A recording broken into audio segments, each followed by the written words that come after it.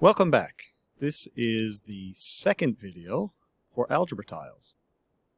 So we just had a video where we solved two different equations using algebra tiles, and now we're going to look at one that's a little more complicated.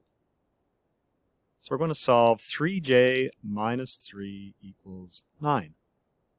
So just like before, we're going to start off with modeling. So we'll model 3j. That's going to be 3 yellow rectangles. And we're going to model 3 red squares to represent -3 or subtract 3. Our equal sign, remember, is going to be a squiggly line. And we're going to use 9 yellow squares to represent +9. So we're going to redraw the equation. So we've got 3j minus 3 equals 9. And just like before, we want to isolate the variables. So this time it's like we're combining example 1 and example 2. So we've got both things happening at once now. The first thing we're going to do is get rid of the red tiles. So the opposite of red tiles are yellow tiles. And we do that to create 0 pairs, just like before. But remember, whatever we do to the left-hand side of the equation, we need to do to the right. So we add 3 more on the right. The reason we do that is because now on the left, we have 3 0 pairs, and they can be taken away. We're going to redraw our equation, and so we have 3 j's on the left, 12 individual tiles on the right, and we've grouped them specifically so that for every one rectangle we have 4 squares, and that simply means that j equals 4. So we can verify our solution once again. We start off with the equation. 3j means 3 times j, and j is 4. So 3 times 4, subtract 3 equals 9. 3 times 4 is 12. And on the left-hand side, we have 12 subtract 3. 12 subtract 3 is 9. 9 equals 9. So that's true. The left-hand side equals the right-hand side. So j equals 4 is the solution to the equation. The final example we're going to look at is something brand new for grade 8. This time we've got negative variables. We have solve 5 equals -3, subtract 2n.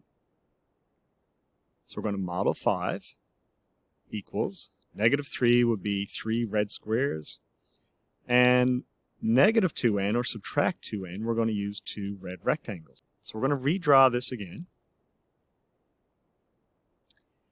And whenever we're solving equations, we always want our variables to be positive.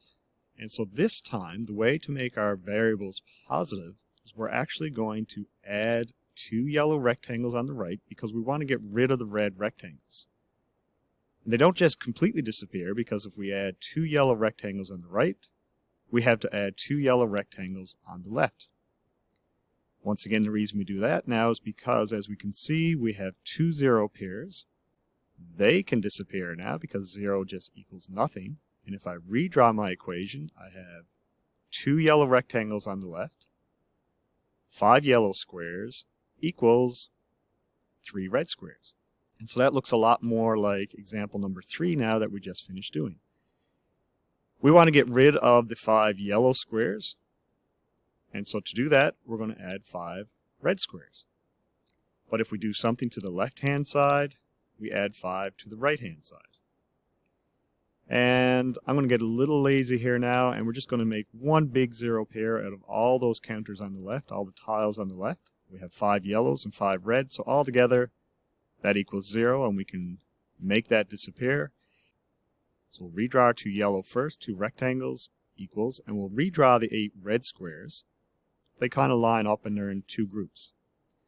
And now we can see that for every 1 yellow rectangle, we have 4 red squares.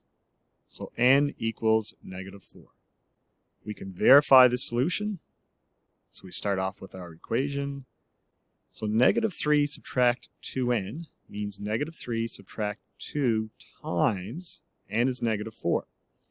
And we have to use order of operations. We always follow the rules for order of operations. We do multiplying before we do subtraction. So we need to do -2 times -4 first. So 5 equals negative 3, and negative 2 times negative 4 equals positive 8. So on the left-hand side, we get 5. On the right-hand side, we have 5. 5 equals 5. The left-hand side equals the right-hand side, so we've just verified that the solution is n equals negative 4. So that's it for the examples for solving equations using algebra tiles. I'll ask now that you proceed to the activities for lesson 2.